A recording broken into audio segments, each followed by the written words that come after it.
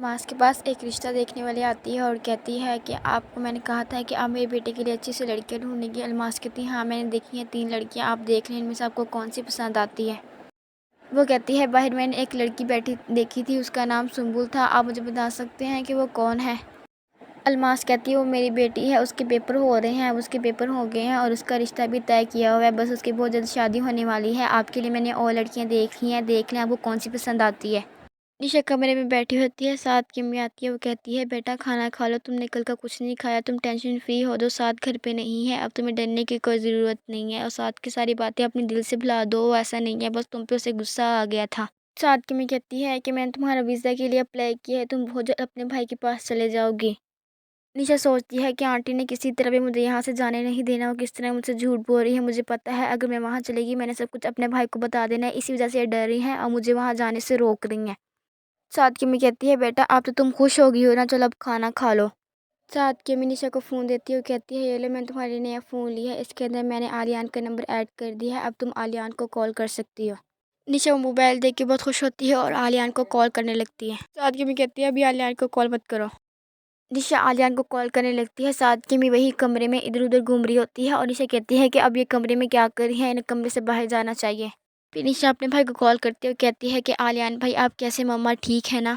آلیان کہتا ہے کہ مما بھی ٹھیک ہے، وہ فجر کی نماز پڑھ کے سو گئی ہے، میں بھی ٹھیک ہوں، تم مجھے بتاؤ کہ تمہارا کیا حال ہے، تم ٹھیک ہو نا؟ نشا کہتی ہے بھائی آپ میری ٹینشن نہ لیں، میں بالکل ٹھیک ہوں۔ نشا اپنے بھائی کو جھوٹ بول دیتی ہے، اس کو بتاتی نہیں ہے کہ سعد نے اس کے ساتھ کیا کیا ہے۔ آلیان کہتا ہے اب سعد ٹھیک ہے نا، وہ بہت غصے میں رہتا ہے، کب سے میں اس کو کال کرنے کی کوشش کر رہی ہوں لیکن وہ میرا فون نہیں اٹھا رہا، اور نشا کہتی ہے کہ بھائی بس وہ اپنے فون کی طرف دھیان نہیں دیتا اور آپ کا بہت پوچھتا ہے، ابھی وہ گھر میں نہیں ہے، جب وہ گھر میں ہوگا تو میں آپ کی بات کروا دوں گی۔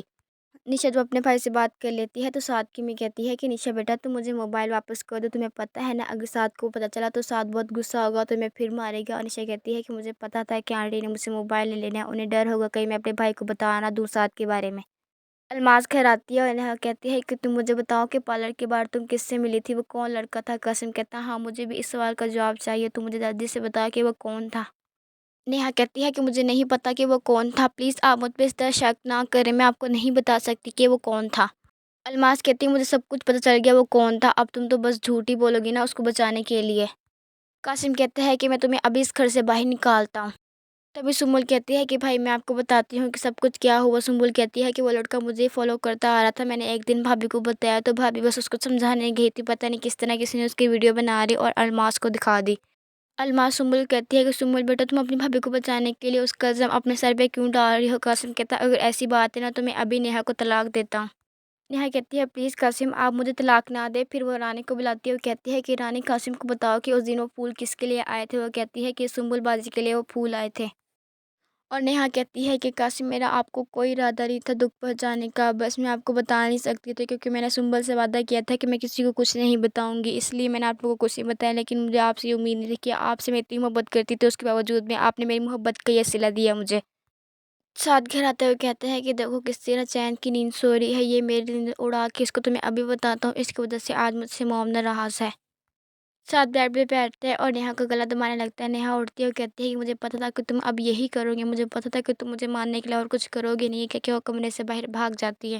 قاسم نیہا کے پاس آتے ہوئے کہتے ہیں کہ پلیز نیہا مجھے معاف کر دو، مجھے نہیں پتا تھا ان سب کے بارے میں اور تم نے بھی مجھے نہیں بتایا، اگر تم مجھے بتاتی تو یہ سب کچھ نہ ہوتا۔ اور نیہا کہتی ہے کہ میں آپ کی ایک بات نہیں سننا چاہتی ہوں، یہ کہہ کے وہاں سے چلے جاتی ہے۔ نشا سعد کے جانے کا ویٹ کرتی ہے، جب سعد گھر سے باہر چلے جاتا ہے تو نشا اپنی آنٹی کے کمرے میں جاتی ہے، وہاں سے موبائل اٹھاتی ہے اور کہتی ہے کہ میں بھائی کو فون کروں گی اور بھائی کو سب کچھ بتا دوں گی جو کچھ میرے ساتھ ہو رہا ہے۔